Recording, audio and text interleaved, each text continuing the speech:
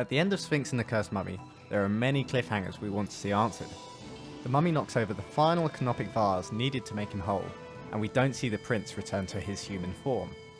Imhotep suggests that other worlds may hold the key to getting him back to human form, and I think we all want to see a continuation to this in a sequel to Sphinx and the Cursed Mummy.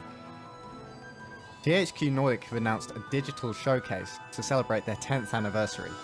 This will be on September the 17th at 8 PM BST. At the showcase there will be 6 new game announcements including sequels for games. Now this could possibly be a sign that we may get a second Sphinx game. Sphinx and the Cursed Mummy was released on the 10th of November 2003, almost 18 years ago. Swyter, in the meantime, has done a fantastic job updating the graphics and gameplay, porting the game to both PC and Switch. This brings me onto my first change that I want to see going from Sphinx and the Cursed Mummy to its sequel. Obviously, coming out 18 years after the first game, you'd want to see updated graphics in the sequel to reflect modern games.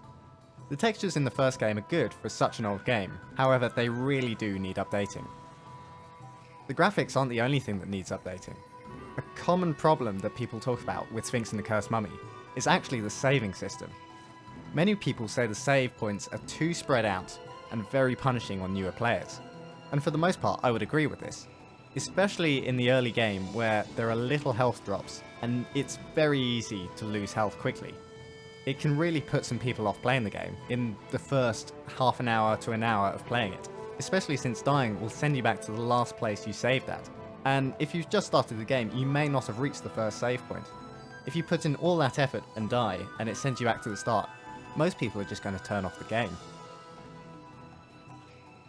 This can also be very frustrating when you're going through one of the large dungeon areas, and you get right to the end and die, and it sends you all the way back to the start where you saved, and you've got to do it all again. It can be very frustrating. On the other hand, I didn't have too much trouble with it myself, but it depends player to player. Some solutions to this could be more frequent saves, an autosave feature, or just manual saving, or even healing when you save. By allowing you to heal to full at save points, it stops you getting locked into a situation where you're at low health in a dangerous area, and you keep dying over and over again because you can't get more health. Following on from this, there could also be difficulty settings.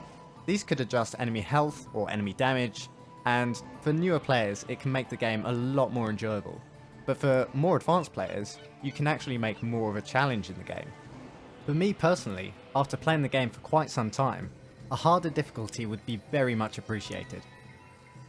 Sphinx and the Cursed Mummy has such a creative community, and I'd really like to see that expressed in more mod support for the game.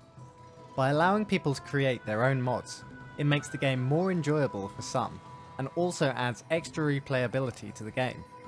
For example, games like Minecraft and Skyrim really benefited from mods, as it allows you to play the game over and over again in different ways, and also allows people from the community to express their creative sides. As for changes to the gameplay, I would like a slightly less linear story. I'd like a few more options of what you can do, rather than just going from place to place to place as you advance the story. Give the player some choice as to where they want to go next, even if they have to complete both sections, or more than 2 sections, to advance the story. It at least gives the player some choice as to when they want to do sections, rather than forcing them to do it straight away. Another change that I think many people would like to see in the second game is voice acting. Now to me, this isn't overly important. I think the noises in the first game are absolutely fine, and if they appeared in the second game, I wouldn't have a problem with it. However, I think if the voice acting is done correctly, it will really add to the game and make many people happy. Out of the many times I've played Sphinx and the Cursed Mummy, there haven't been many occasions where I've bought stuff like the dart belt and the large beetle satchel, and that's because to me, they're just too much effort and too little gain to be worth getting. I'd like to see fewer useless items like the dart belt in the second game, or if they do include them, to make them less effort to collect, or more beneficial and worth the time it takes to acquire them. Another thing I'd like to see in a sequel is better boss fights involving less RNG. You all know who I'm talking about when I say this. Yes, that's right, it's Geb Queen. The Geb Queen fight is a real frustration to many people playing the game. The spike spiders just don't want to latch on, and I feel like this fight could have been done much better. It's a very interesting concept, but having the spiders miss so often can be incredibly frustrating. I'd much prefer boss fights where almost everything is under your control.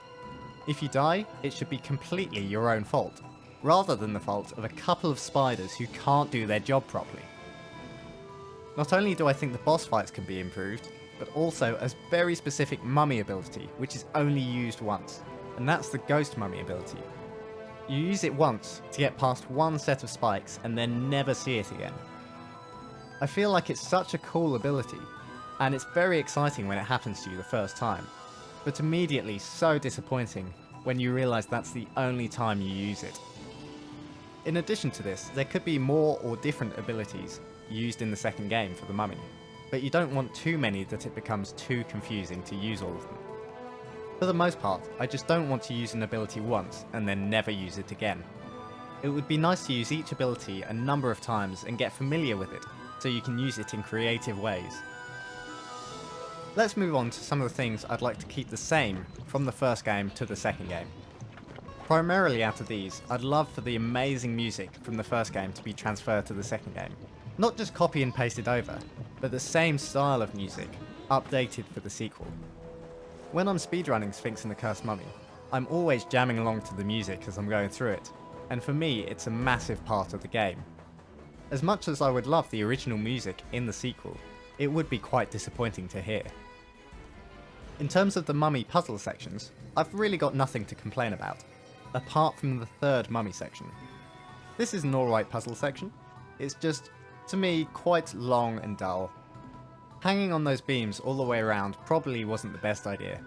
It's not particularly difficult, just very frustrating when you mess it up and have to go all the way back to start again. But apart from that, I think all of the mummy sections were very well done.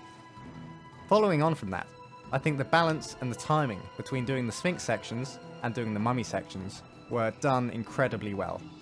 Personally, I never got bored of doing either, and I think they were timed in such a way that each time you changed, it brought a breath of fresh air to the game.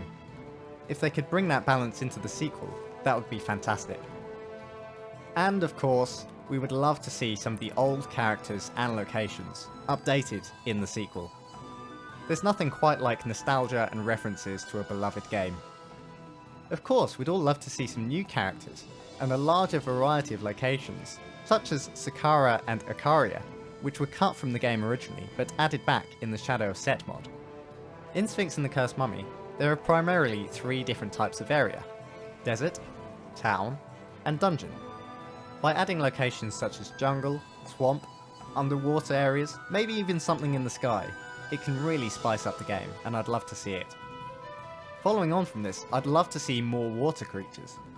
Please THQ Nordic, add a Kraken, I am begging you. I would love to see a Kraken in Sphinx and the Cursed Mummy. If you haven't already seen, there is actually a Kraken already in Sphinx and the Cursed Mummy, and it's accessed by going to the monster test map using dev mode. It's just unfortunate it wasn't added to the final game. But in terms of water creatures, there aren't actually many you see in the game. Obviously, there's the spinefish, which we all know and hate. There are also the two-legged piranha creatures, alongside the sea turtle and the manta ray. But the sea turtle and the manta ray, you don't really interact with, so I would say that leaves us with two water creatures. And the electric eels you don't see anywhere along your journey, apart from in a cutscene. Not only would I like to see more creatures, but more uses for creatures, captured or not. In the first game, there are only two usable captured creatures, the slim burble and the fire armadillo. All the rest of the captured creatures are only used to fill up the museum and complete the monster list. An example for another use of captured creatures would be to use one as a mount for getting to places faster, maybe some sort of horse. This could replace the Atom discs in the first game, and create a creature you can bond to along the course of your playthrough. Alongside a mount, I think there could be better movement abilities, such as gliding, or possibly even wall running. There are a couple of possibilities I've thought of for gliding, either with a standard old glider, or Sphinx's winged lion form, which was originally cut from the game. I think that could be a really cool way of going about gliding. Now this next addition may be getting slightly overused in games at the moment, but I think Sphinx could possibly do with a really good open world. It definitely has the capability to add to the game, and would work really well with the better movement abilities, mounts, and better uses for creatures that I've just described, especially as it would allow a greater variety of locations, all accessible whenever you want. And along with an open world, of course, there are side quests. I wouldn't want just lots of fetch-retrieve quests, which are incredibly dull, but maybe fewer, albeit interesting quests. The original game did this very well. There weren't many side quests, but the ones there were unique and very interesting. They weren't pointless either. Most of the time, you got an item for completing them, rather than just money, which isn't very exciting. Finally, for additions to the game, I'd love to see a fighting gauntlet. In the first game, we already had the jumping gauntlet, memory puzzles, snap, but I'd really like to see a fighting gauntlet, similar to the Colosseums in Hollow Knight, if you've ever seen those. Just a couple of rounds of different enemies, which you've got to fight and get through all of them, to win a prize at the end. I think that could be a really good challenge. While doing research for this video, I stumbled across some suggestions for the sequel by the community on the Sphinx fandom page. One of these was a multiplayer or co-op mode for the game, which I hadn't thought of.